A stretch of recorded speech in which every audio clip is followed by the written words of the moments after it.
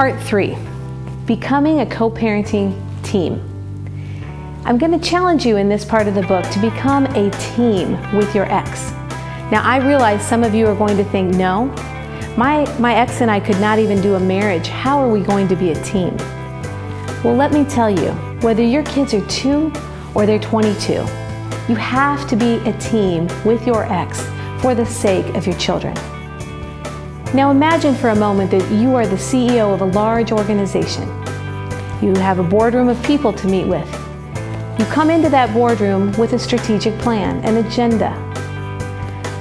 Well, here's the thing, you and your ex, in order to be an effective team, have to approach your conversations as if you are co-CEOs.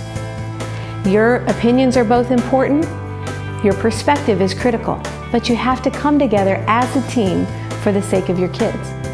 We're going to explore how to do that, how to have an agenda, a co-parenting meeting agenda, where to meet, how to plan ahead for that.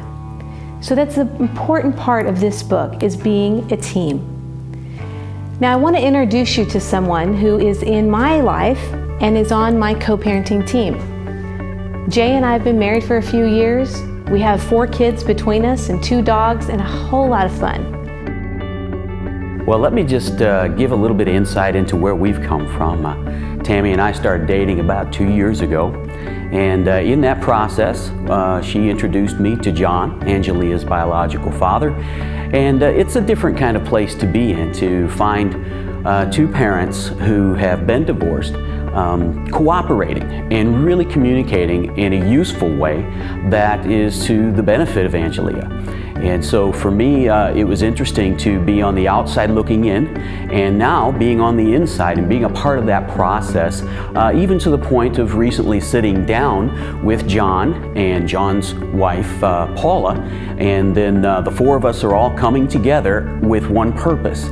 And again, as she mentioned, the whole idea of agenda and making sure that you have a plan and an idea of where you want to go before you get there. And so, of course, where they wanted to go is to make sure that Angelia was being taken care of in the very best way possible, and that they were communicating in a way that made that possible. And so we sat down, and for about an hour and a half, all 4 of us went through life and planned out the next 9 months of our connection and communication with Angelia and for Angelia.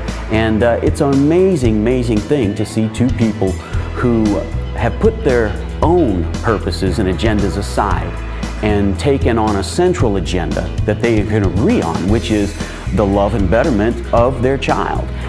So it's a unique process. It's an excellent a model for anybody who's going through this to find a way to make that connection and to make a better life for your kids, despite the fact that that one heart is divided between 2 homes.